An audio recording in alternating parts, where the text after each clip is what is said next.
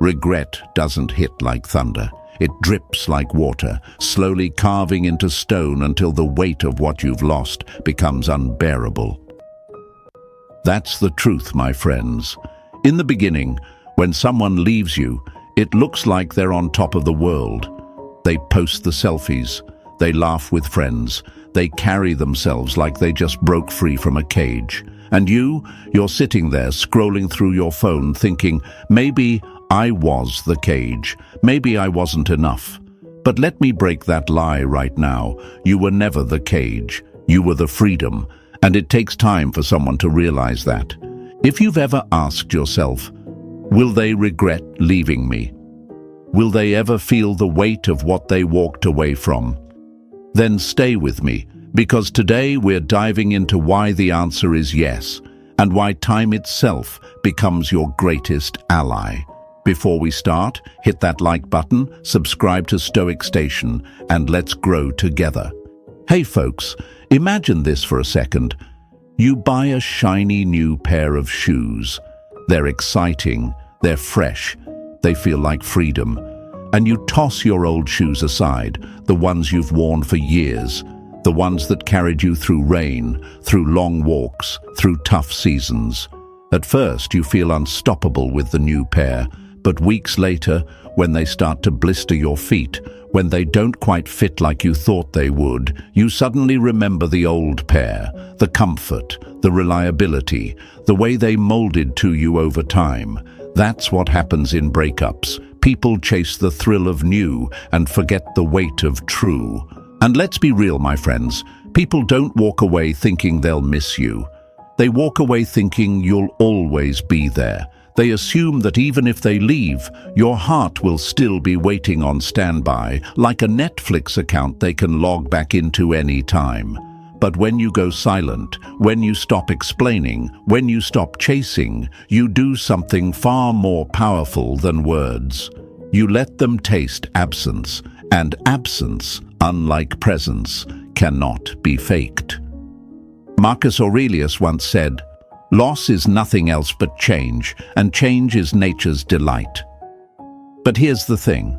Most people don't delight in change when it costs them something real. At first, they feel relieved, but time has a way of whispering truths in the middle of the night. Suddenly, that relief feels shallow, like a sugar high that fades too fast. And regret creeps in, not as fireworks, but as shadows. She'll remember your laugh when she's sitting in silence.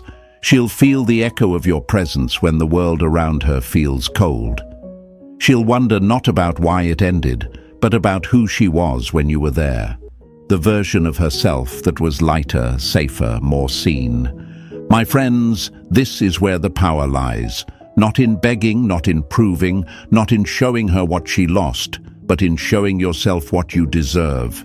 Silence isn't manipulation. Silence is respect. Respect for your worth, your time, your energy. You don't lose value because someone walked away. You reveal it by not running after them. And don't think for a second that silence means you're forgotten. No, silence means you're remembered differently. At first they remember your flaws, the fights, the cracks. But as time passes, those fade like words on a fogged-up mirror. What stays are the small things, the inside jokes, the steady presence, the way your hand once felt like home. Folks, people don't regret leaving noise, they regret leaving peace. And you were the peace.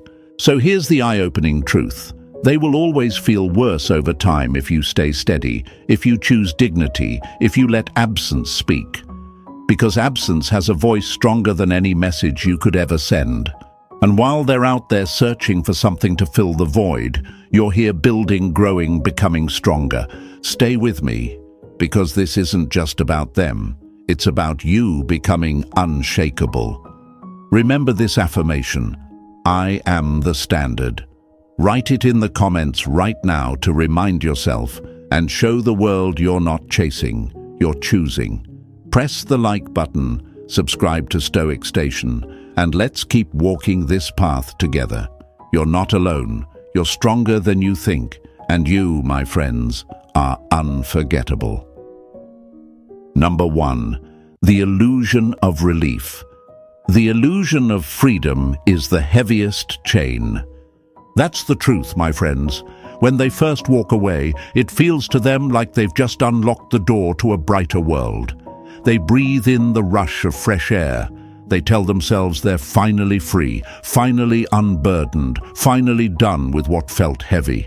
And in that moment, you're left behind with a storm in your chest, wondering if you were the problem, if you held them back, if maybe you were the weight they needed to drop. But here's the lie. They weren't escaping you, they were escaping themselves. And no one can outrun themselves for long. Imagine this with me. A bird spends months trying to push through the bars of a cage, convinced that if it could just break free, the skies would solve all of its problems. The door finally opens. It flies out with confidence, wings stretched wide, heart pounding with adrenaline. But after hours of circling the vast sky, after days of hunting for food it once had easily, after nights of sitting alone without shelter, the bird remembers what it left behind. The warmth, the consistency, the safety. Freedom without grounding turns into chaos. That's what happens to them. In the beginning, they'll tell themselves they're happier. They'll even try to convince everyone around them. But inside, it's not happiness, it's distraction. And distraction always fades. This is where their illusion begins. They believe relief equals clarity. They believe that because they feel light today, they made the right choice forever. But ask yourself this, my friends, how many times have you bought something new, convinced it would make you feel unstoppable, only to realize weeks later it didn't fill the emptiness you thought it would? That's the same psychology at work here. They're trading depth for novelty. They're confusing temporary relief with permanent peace. And time has a way of exposing that difference. The fear they don't admit out loud is this. What if the relief doesn't last? What if the very freedom they're celebrating turns into emptiness? That fear hides under their smiles, beneath the Instagram posts, behind the late-night laughter with friends. They'll laugh louder than usual, post more than usual, pretend harder than usual. And you'll look at that performance and wonder if you ever mattered at all. But remember, when the performance is the loudest, the silence in their heart is the deepest. Seneca once said, "We are always in the power of things we once delighted in." Think about that. You don't break free from what once gave you comfort just by walking away. The bond doesn't snap because they spoke the word goodbye. It lingers, it haunts, and the truth is, they're not free. They're tied to the very memories they're trying to bury. Now let's break another lie. The lie that you lost. You didn't lose, my friends. You remained. You're the one still standing, still holding your dignity, still refusing to beg. They thought leaving meant winning. But here's the paradox. The one who stays steady, grounded, silent, is the one who truly wins. Because when you refuse to chase, you refuse to fuel their illusion. And without your reaction, they're left alone with their own decision. That's the weight they never expected to carry. Of course, it's not easy.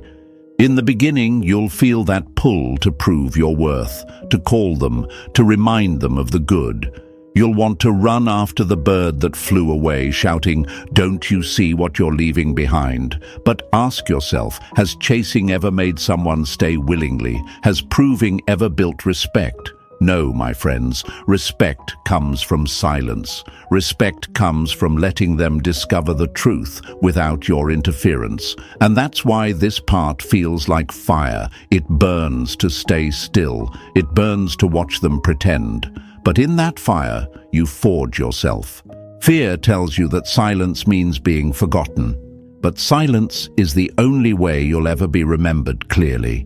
Because when the noise of conflict fades, when the fog of relief clears, what's left in their mind isn't the arguments. It's the peace you once brought. It's the version of themselves that existed in your presence. And that, my friends, doesn't disappear. It becomes irreplaceable.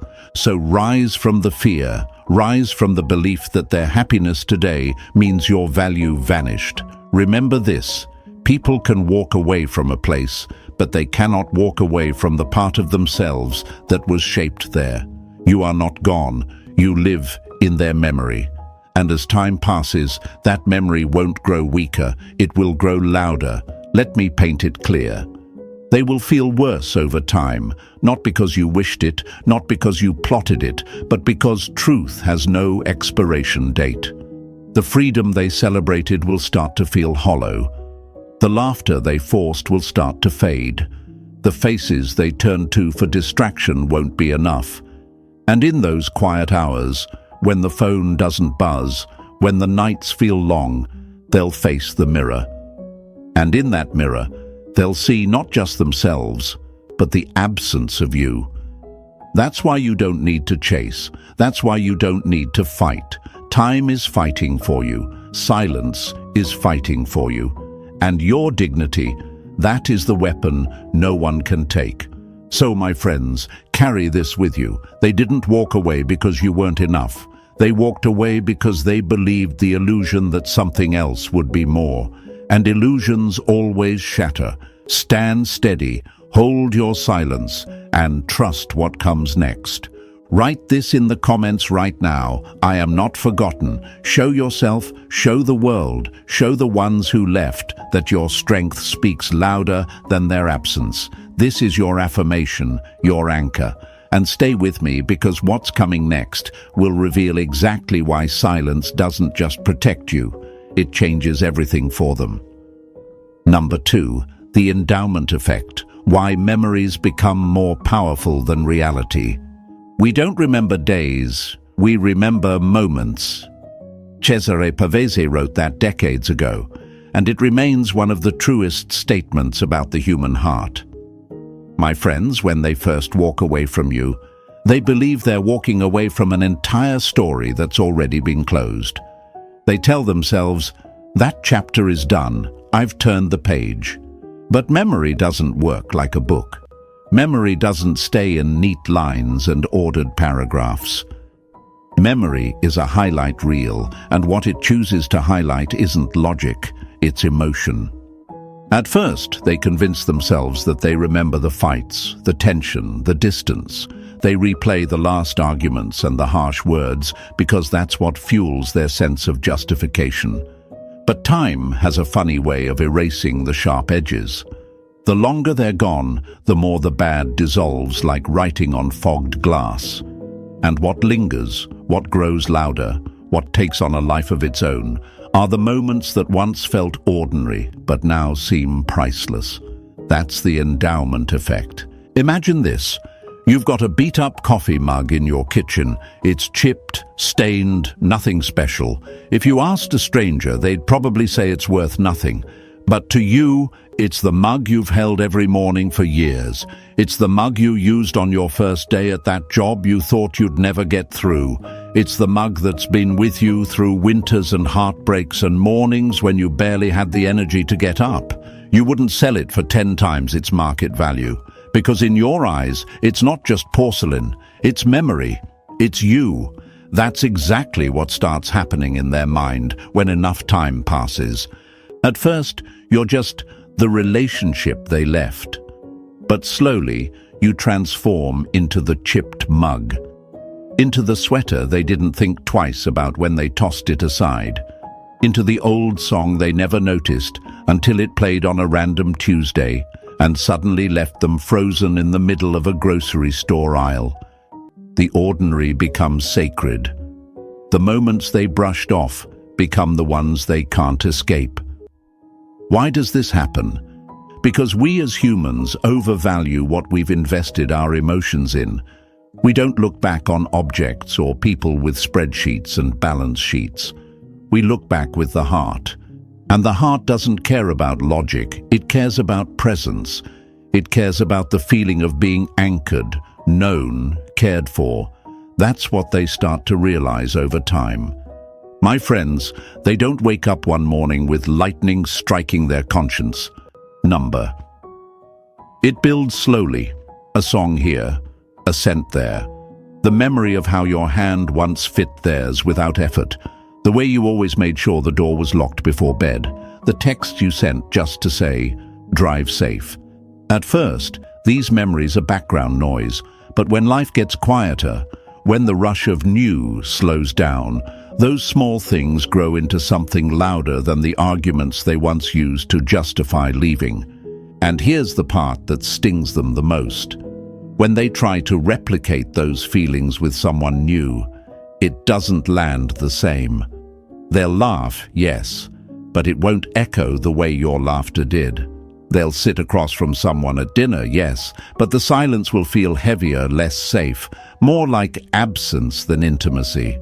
That's when the comparison begins, not because you wanted it, not because you forced it, but because the heart naturally measures the new against the old.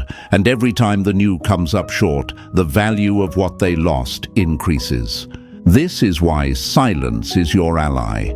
If you were to chase them, if you were to keep flooding their world with your presence, they wouldn't feel this weight. They wouldn't feel the scarcity. Because when something is always available, the mind doesn't treasure it. Think about it. When's the last time you valued the air you breathe? Not until you were gasping for it, not until the room grew tight. That's exactly what happens in their heart when you step back. You become the air they once took for granted, and absence teaches them what presence really meant. Marcus Aurelius once said, "The things you think about determine the quality of your mind." And over time, their mind begins to wander back, not to the worst of you, but to the best of you. Because no matter how hard they try, the brain rewrites the past, not as it was, but as it felt. And the feelings that endure are rarely the painful ones. The mind has a way of sanding down the rough edges and polishing the beautiful parts until they gleam. They'll forget the tiny irritations, but they'll remember the peace of laying their head on your chest. They'll forget the harsh words, but they'll remember the way your eyes softened when you smiled. So don't fall for the lie that your silence makes you invisible. Silence makes you unforgettable. When you step back, you're not erasing yourself. You're allowing their mind to do the work for you. You're letting the endowment effect run its course. And trust me, it will. But here's where the difficulty comes in. It's hard to trust this process. It's hard not to think, what if they forget me completely? What if they never look back? My friends, let me tell you, no one forgets the person who gave them safety. No one forgets the one who saw them at their weakest and still stayed. They may distract themselves, they may bury it deep, but memory doesn't delete. It preserves, and the longer the time, the more it amplifies. So rise above the fear. Don't cling to the idea that you need to remind them of your worth. Don't fight the urge to prove. Their own heart will do the proving for you. Every memory they carry becomes a mirror they can't escape. And in that mirror they'll see not just who you were, but who they were when you were by their side. That version of themselves, the one that was lighter, calmer, more seen, that's what they'll miss most. Here's the irony, folks. The things they overlooked when they had you are the exact things they'll cling to in your absence. The tiny moments that didn't feel special then will become sacred in hindsight. And while they're wrestling with that, you're building. You're growing.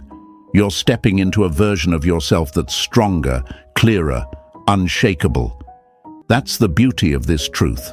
Their regret grows while your power rises. So don't fear the silence. Don't run from the absence. Let time do its work. Let the endowment effect whisper in their ear at night, in songs, in scents, in fleeting memories that crash like waves. And stand firm in your dignity, because you are not just a chapter in their story. You are the standard by which the rest of the story will be measured. Write this in the comments right now. I am unforgettable. Show yourself. Show the world. Show those who left that silence is not weakness. It's strength.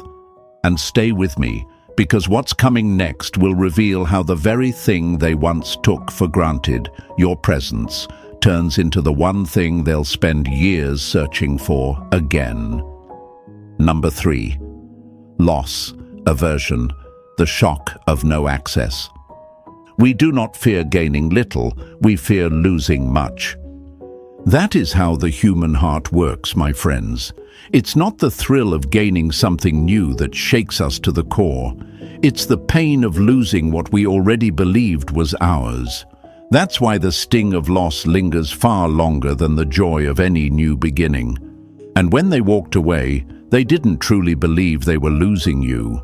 No, they told themselves a comforting lie, that even if they closed the door, it would never really lock. That if they wanted to, they could always come back and you'd still be there, steady, waiting, like a lamp left on in the window.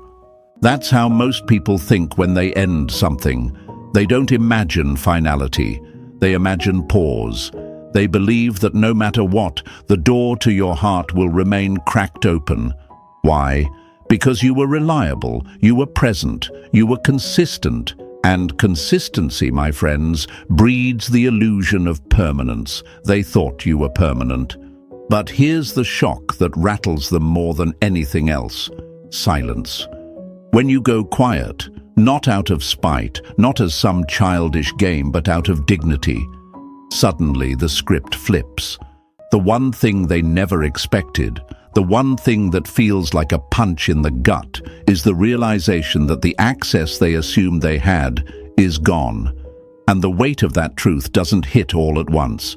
It creeps in. At first, they might shrug. They'll tell themselves, he's just hurt. He'll text eventually. He always does. They wait a few days, a week, maybe even longer. They post something to see if you'll take the bait. But nothing comes. No likes, no comments, no check-ins. And in that stillness, something terrifying dawns on them. Maybe the door really is closed. Maybe the access is gone for good. Loss aversion is one of the most powerful forces in psychology. Researchers have shown that the sting of losing something is almost twice as powerful as the joy of gaining something of equal value. Think about that. You can win $100 and feel good, but losing $100 will torment you. The mind clings to what it once had because it hates the emptiness that loss creates. And in relationships, that emptiness isn't measured in dollars. It's measured in presence, in love, in reliability. At first, they don't feel it because they believe you're still there, even if quietly. But when you go silent, you rip away that safety net. And only then does the real weight of loss begin to press on their chest. Imagine a person who carries around a keychain filled with keys. One day they lose a key. At first, they don't think much of it. They assume they can replace it or that they'll never need it again. But then, one night, they walk up to a door they didn't expect to need. They try every key they have. None of them work.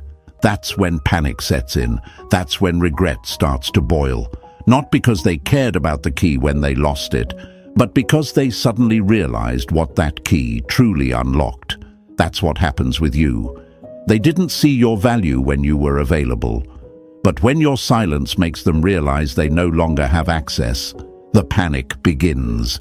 And here's what makes it even heavier. They assumed you'd still be there because you always were. You answered their texts. You forgave their moods. You showed up when they were half in, half out. You were consistent. That consistency became their guarantee. And when someone believes you're guaranteed, they start to treat you like you're replaceable. But when the guarantee ends, when you finally cut off access, their entire foundation cracks. Marcus Aurelius once wrote, "Loss is nothing but change, and change is nature's delight." But the truth is, people rarely delight in the change of losing something that mattered. Instead, they fight it, deny it, grieve it. They don't delight in the realization that your presence isn't infinite. They fear it. This is why your silence is not just absence, it's revelation. It reveals the truth they never wanted to face. You were not permanent, you were a privilege, and privileges can be revoked. Now, let's break a lie that eats away at so many men after a breakup. The lie that silence means weakness. That if you don't speak, you'll be forgotten. No, my friends, silence doesn't erase you. It etches you deeper. Because when you stop speaking, when you stop being accessible, their mind does the talking for you. They start to fill in the blanks. They start to wonder where you are, what you're doing, who you're becoming. And that wondering becomes obsession. Silence forces them to imagine. And imagination, fueled by regret, is far more powerful than any words you could have sent. Think of it this way. When a musician plays a song, the notes matter. But what gives the notes their beauty? The silence between them. The pauses that create anticipation, tension, release. Without silence, music would just be noise. Without your silence, they never feel the depth of your absence. They never realize that what they lost is not replaceable background noise. It was the melody of their life. But let's be honest, it's not easy for you. It's hard not to reach out, hard not to check their page, hard not to break the silence just to feel connected. That's where your fight lies. Not in getting them back, but in holding your ground. Because every time you stay silent, every time you refuse to hand back the access they thought they'd always have, you make the truth louder. You make the loss sharper. And though it hurts now, trust me, it will hurt them later, far more than you. So don't give them the comfort of easy access. Don't allow yourself to be the just-in-case option. When you close the door with dignity, you force them to confront what they walked away from. And no distraction, no rebound, no performance can erase that ache. And here's the irony. They will never tell you this. They might never admit the regret out loud. They may even double down, pretending they're happier, freer, lighter. But deep inside, every time they reach for the access that no longer exists, they feel the sting. That sting grows, festers, deepens, until one day they're no longer celebrating what they gained, but mourning what they lost. So, my friends, carry this with you. Loss always weighs more than gain. Your silence is not punishment, it's proof of your value. By refusing to give access to someone who discarded it, you teach them a truth they cannot escape. Love is not guaranteed. And when they realize that, when they feel the permanent shock of no access, regret will settle in their bones. Write this in the comments right now. My silence is power. Show yourself. Show the world. Show the ones who thought you'd always be there that you are not an endless resource. You are a rare presence. And stay with me, because what comes next will show you the war they'll begin to fight inside their own minds, the battle between the decision they made and the love they still feel. Number 4, cognitive dissonance, the quiet conflict inside their mind. The hardest battles are not fought on the outside, but within the silence of one's own thoughts. That's exactly what happens to them, my friends. People don't fall out of love like a light switch being turned off. It's not an instant. It's not one dramatic decision that cleans the slate forever. That's a myth we create so that endings feel neat, so that heartbreak feels justified. The truth?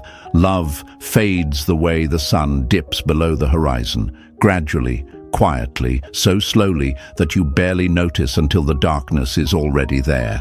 And even then, a part of the light still lingers in the sky. When they walked away, they told themselves they were done.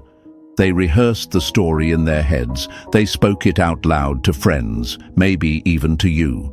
They wore the armor of certainty. But here's the thing. Certainty spoken doesn't mean certainty felt. A part of them stayed tethered, even when their feet carried them away. And that part of them, the piece that still remembers, still feels, still aches, that's where the real conflict begins. It's called cognitive dissonance, and it is one of the most painful states a human being can live in.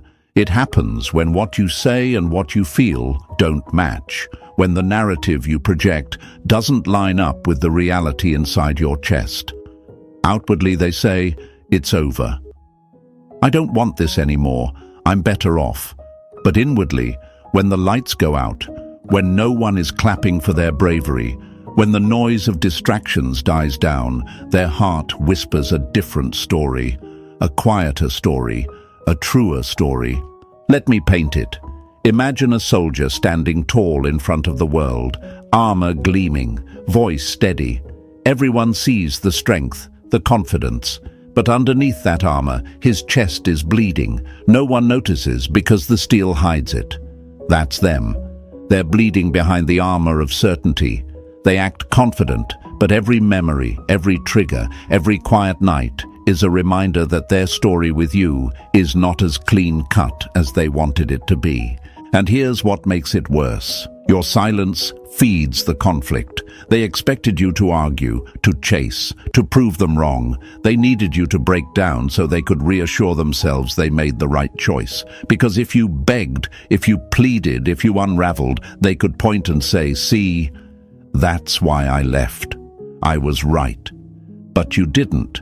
You stayed steady. You honored their choice without resistance. And now the mirror you hold up in your stillness is one they cannot escape. In that mirror, they don't see someone weak or desperate. They see a man who respected himself enough to let go. And suddenly, the story they told themselves doesn't make sense anymore. Because if you were truly the problem, if you were truly the one holding them back, why aren't you crumbling without them? Why are you still standing? Why are you moving with dignity, with calm, with quiet strength? That question haunts them, my friends. That's the dissonance tearing at their chest. Seneca once said, "We suffer more in imagination than in reality." And this is exactly what's happening. Their imagination tortures them more than reality. They imagine you happier without them.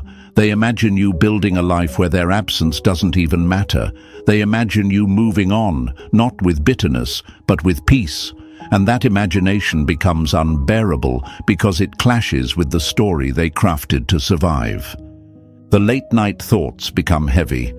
They scroll through old photos, not to relive, but to reassure themselves they made the right choice. But the more they look, the less reassurance they find.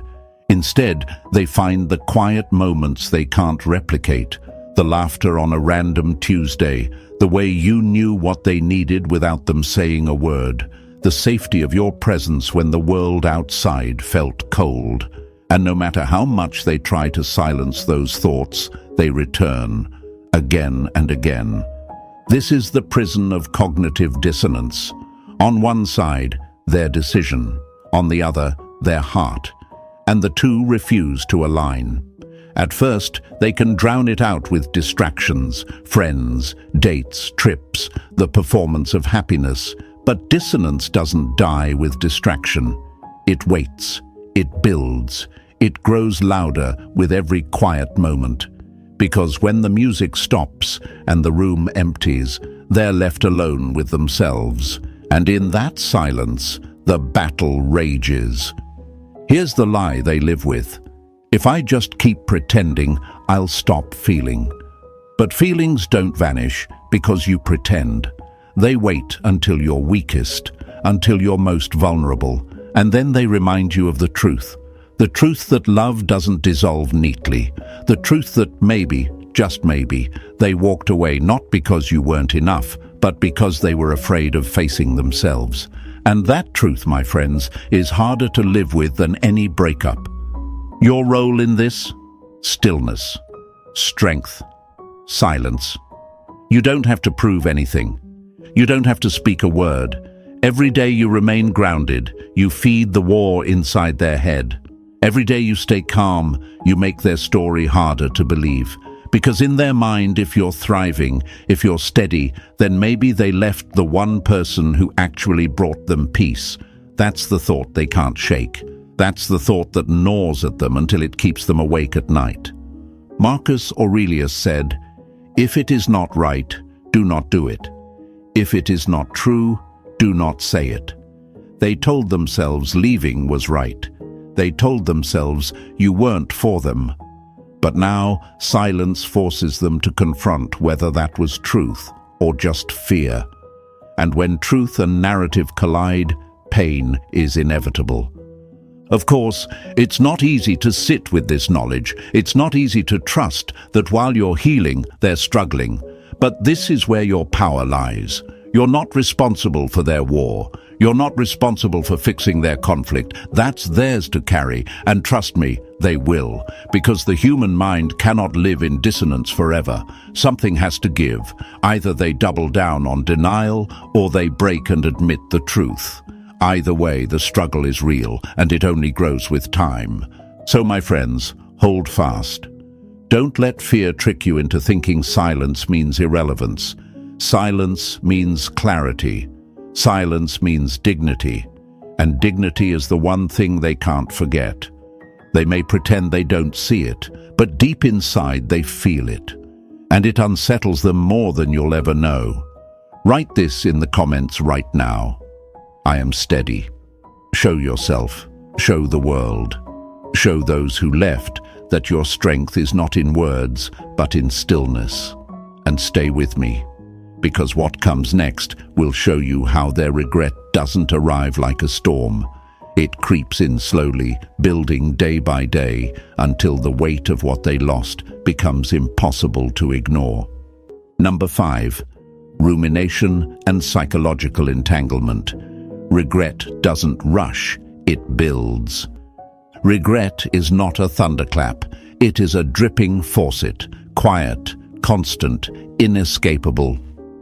That's the reality, my friends. When they first walk away, they don't feel regret. Not right away. They feel relief, distraction, maybe even a strange kind of victory. They think the hardest part is behind them. They tell themselves they're free, that they've made the right choice, that they've stepped into a brighter tomorrow. And at first they believe that story because the noise of newness is loud. They're laughing more, posting more, surrounded by friends who applaud their decision. And in that whirlwind, they convince themselves, I'm fine. But distraction isn't healing. It's delay. It's like sweeping dirt under a rug. The mess is still there, it's just hidden for a while. And eventually, the house gets quiet. The music fades, the nights stretch long, and that's when rumination begins. Regret doesn't rush. It doesn't slam down in the first week, or even the first month. It creeps, it builds, slowly, quietly, like water carving stone. Think of it this way. Imagine someone cutting down a tree. At first, the tree still stands tall. It looks strong, unshaken. But underneath, the cut is already weakening its foundation. With time, with pressure, with the smallest push, the tree falls. That's regret. In the beginning, they stand tall, confident. But the cut, the loss of you, the absence of your presence, weakens them from within. Slowly, inevitably.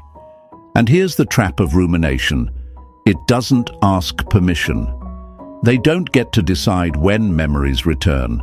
They don't get to control when their mind drifts back to you. They'll be at dinner with friends, laughing, and suddenly the way someone holds their glass reminds them of you. They'll be scrolling through their phone when a random photo flashes by, and it's you, your smile, your presence, a moment they thought they forgot. They'll hear a song in a cafe, and suddenly they're back in your car, singing along with you on a late-night drive. That's how rumination works. It's sneaky, it's persistent. It doesn't come all at once, it comes in waves. And at first, they fight it. They tell themselves, don't think about him. That was the past. Move on. They push the memory aside. But memories aren't so easily silenced. The more you resist them, the louder they become. Like trying not to think of an elephant, the very act of resistance makes it stronger. That's the war they begin to live in, the fight against their own thoughts. This is what psychologists call psychological entanglement. It's when someone tries to detach from a bond but finds themselves tied back, not by choice, but by memory. It's not about whether they want to think of you. It's about the fact that they can't stop. Because you weren't just part of their routine, you were part of their identity. And when identity is shaken, the mind clings to the familiar. Marcus Aurelius once said, "You have power over your mind, not outside events. Realize this, and you will find strength." The problem for them is, they don't have power over these thoughts. They left you believing they were in control. But rumination proves otherwise, because every quiet night, every empty morning, every sudden reminder takes that control away. They realize the story they told themselves, that leaving meant peace, wasn't the whole truth. Because peace doesn't require constant distraction. And if distraction is the only thing keeping them afloat, are they really free? Now here's the lie you've probably told yourself.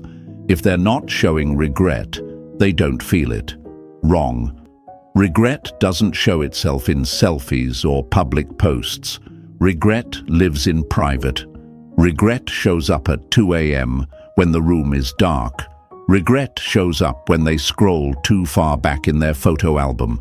Regret shows up when they see someone who resembles you and feel their chest tighten. Regret shows up in silence, when no one is there to applaud their choice. That's when it builds, quietly, invisibly. And the more they think about you, the more the cycle strengthens. Because rumination isn't passive, it rewires the mind. Each time they revisit a memory, it grows stronger, more vivid, like a trail through the woods. The more it's walked, the clearer the path becomes. And over time, the memories of you become easier to access than the new distractions they're trying to hold on to. That's when the entanglement becomes unbearable. But here's where your power lies. They can only ruminate if you remain absent. If you were to chase them, if you were to beg or plead, the cycle would break. They wouldn't have to imagine. They wouldn't have to wonder. They'd have you right there, still available. But silence forces them to sit with the unknown. Silence forces them to fill in the blanks. And the human mind hates blanks. So it fills them with what it misses most. The warmth of your presence, the steadiness of your love, the calm you brought into their life. Think about it. When was the last time you missed something that never left? You only miss what's absent. And the longer the absence, the more powerful the longing becomes. That's why scarcity creates value. That's why silence is your greatest weapon, because every day you remain steady. Every day you refuse to hand them easy access, their rumination grows heavier, until what began as a passing thought becomes a daily ache. Of course, they'll never admit this. They won't text you and say, "I can't stop thinking about you." They won't post about their regret. No, they'll keep playing their role. But inside, the grip of entanglement tightens, and that grip turns every new relationship, every new distraction, into a comparison. And you, my friends, become the standard. Not because you asked to, but because memory made it so. And that's the irony. You don't have to lift a finger. You don't have to say a word. The more you do nothing, the more powerful you become in their mind. Because absence has a way of amplifying presence, and rumination turns memories into monuments. So, my friends, don't doubt yourself when you feel forgotten. You're not forgotten. You're replayed. You're remembered. You're entangled in their thoughts in ways they'll never admit. And that regret, that slow-building ache, will only grow heavier with time. Write this in the comments right now. I am unforgettable. Show yourself. Show the world. Show those who thought they could walk away without cost that silence carries a price they cannot escape. And stay with me, because what comes next will show you why scarcity doesn't just make them miss you, it makes you irreplaceable. Number 6. Scarcity creates value. Why your absence becomes irreplaceable. Abundance breeds blindness, but scarcity sharpens sight. That, my friends, is one of the cruelest but most undeniable truths about human nature. When something is always available, when it's always within reach, we stop noticing it. We stop treasuring it. We take it for granted because our minds trick us into believing it will never leave.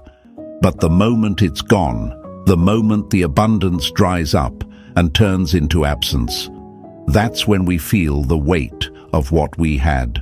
And in relationships, that principle cuts deeper than anywhere else. When they were with you, they had constant access to your presence. You were there when they called. You replied when they texted. You listened when they needed to vent. And you cared even when they didn't know how to return that care. Your love, your loyalty, your energy, it was abundant. And because it was abundant, they treated it like it was infinite. They believed, maybe not consciously but deep inside, that no matter what, you would always be there.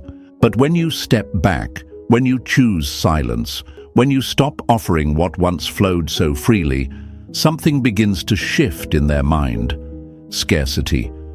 Suddenly, the very thing they assumed was guaranteed, the steady heartbeat of your presence, is no longer there.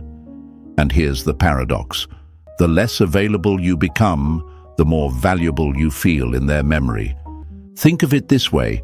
Imagine a world where diamonds are scattered on every street corner. They'd lose their shine. They'd be no more precious than gravel. But place that same diamond in a locked box, make it rare, make it something you can't just reach for at will, and suddenly its worth skyrockets. That's what happens to you when you pull your presence back. You go from always available to irreplaceable. And the pain for them, my friends, is that scarcity doesn't just remind them of what you were. It makes every replacement look pale in comparison. Because when you're no longer around, when your attention isn't freely given, they start to measure every new interaction against you. And no matter how hard they try, no matter how distracted they keep themselves, the scarcity makes the memories of you burn brighter. Marcus Aurelius said, "The value of a man should be seen in what he gives, not in what he is able to receive." You gave freely, you gave steadily, and in giving so consistently, you became the standard. But it's only when your giving ends, when they can no longer reach for it like water from a tap, that they realize how rare it actually was. This is why your absence becomes so powerful, because it forces them to face something they never wanted to admit. Not everyone loves like you. Not everyone listens like you. Not everyone shows up with that same presence, that same patience, that same depth. At first, they may chase novelty. They may think someone new can replace what you gave. But over time, scarcity exposes the truth. The new might bring excitement, but it won't bring the weight of history. It won't bring the calm of familiarity. It won't bring the deep-rooted connection that only grows from time and investment. And here's what gnaws at them the most. When you were there, they didn't see it. They thought they had time. They thought they had options. They thought they could always circle back if they wanted to. But when you cut off access, when your silence becomes real, they realize time doesn't run backward. The door they thought was always cracked open is now locked. And that finality, that scarcity, creates an ache they cannot escape. Imagine this. You walk past a painting in your house every day. You barely glance at it. It's just background. But then, one day, it's gone, taken off the wall. Suddenly, you notice the empty space every time you pass by. The absence of the painting screams louder than its presence ever did. That's what your absence does. It screams, it echoes, it makes them realize you weren't just background, you were the center. But here's where it becomes almost unbearable for them. Scarcity makes them crave not just you, but the version of themselves that existed with you. The version that felt lighter, safer, more understood. When you were abundant, they didn't notice how deeply you shaped their world. But when you're scarce, they realize they don't know how to return to that version of themselves without you. And that, my friends, is when regret doesn't just sting, it crushes. Now, don't misunderstand this. Your silence is not about punishing them. It's not about revenge. It's not about manipulating their emotions. It's about honoring your own worth. Because what is valuable should never be thrown at those who don't appreciate it. And the paradox is this: the moment you step back to honor yourself, you create the space for them to finally see your value clearly. Of course, it's not easy. You'll feel the urge to remind them, to show them what they lost, to put the painting back on the wall so they don't forget. But don't, because the longer the wall stays empty, the more powerfully they feel the absence. The longer the silence stretches, the heavier the scarcity becomes. And in that scarcity, you shift in their mind from the one I left to the one I can't replace. Here's the lie they told themselves: if I leave, I'll find better. But scarcity proves the opposite. Scarcity reveals that better is not guaranteed. Scarcity whispers that what they lost wasn't ordinary. And when that whisper grows into a roar, they'll realize they didn't just walk away from a person, they walked away from a once-in-a-lifetime presence. My friends, this is why you must hold steady. This is why you must resist the urge to break the silence. Because every time you hold your ground, you amplify your value. Every day you refuse to give access, you turn yourself into something rare, something precious, something unforgettable. Marcus Aurelius also said, "Very little is needed to make a happy life. It is all within yourself." And that's your secret weapon. While they wrestle with scarcity, with the regret that builds heavier each day, you are building yourself. You're creating a life so full, so rich, that their absence doesn't matter. And that's when the power flips. Because while they feel the ache of scarcity, you feel the abundance of self. So don't fear being scarce. Don't fear being silent. Scarcity doesn't erase you. It engraves you. It makes you unforgettable. It makes you irreplaceable. And while they're out there searching, comparing, wondering, you're here, growing, rising, becoming more than you've ever been. Write this in the comments right now. I am irreplaceable. Show yourself. Show the world. Show those who underestimated you that silence doesn't make you vanish. It makes your presence echo louder than ever before. And stay with me, because what comes next will reveal how their regret doesn't just haunt them in memory. It begins to transform into a mirror that forces them to see you differently and forces them to face themselves. Number 7. The Stoic advantage: turning their regret into your power. True power is not in controlling others, it is in controlling yourself. My friends, everything we've talked about so far leads us here. The illusions of freedom, the rewriting of memories, the shock of no access, the inner war of dissonance, the slow ache of rumination, and the sting of scarcity, they all create one outcome: regret. But regret on its own doesn't matter. What matters is what you do while they wrestle with it. And this is where the Stoic advantage comes in. Because while they're lost in the storm of second thoughts, you're standing still, grounded, unshaken. That contrast doesn't just expose their regret, it turns it into your strength. Think about it. They expected you to chase, to crumble, to prove. They expected you to unravel without their presence. Why? Because that's the script most people follow. Breakups often play out like a stage play. One person leaves, the other pleads. One person acts confident, the other collapses. But you, guided by Stoic discipline, refused to play your part in their script. You didn't beg, you didn't chase, you didn't fold. You stayed silent. You respected yourself enough to walk with dignity. And in doing that, you rewrote the story entirely. And here's the thing, my friends, nothing unsettles someone more than seeing strength where they expected weakness. Nothing burns deeper than realizing the person they walked away from didn't break, didn't shatter, didn't lose themselves. You see, they thought leaving would give them power, But Stoicism flips that on its head. The moment you stop giving away your emotional control, the power shifts back to you. Marcus Aurelius wrote, "You have power over your mind, not outside events. Realize this, and you will find strength." That's what you've done. You stopped trying to control them, and you started controlling yourself. And that's why you're rising while they're sinking, because their regret, their rumination, their dissonance, that's their burden. But your silence, your discipline, your self-respect, that's your power. Imagine two houses. One is built on sand, the other is built on rock. A storm comes. The house on sand collapses. The house on rock stands tall. That's the difference between them and you. Their freedom, their distractions, their performances. It's sand. It crumbles with time. But your silence, your steadiness, your self-control, that's rock.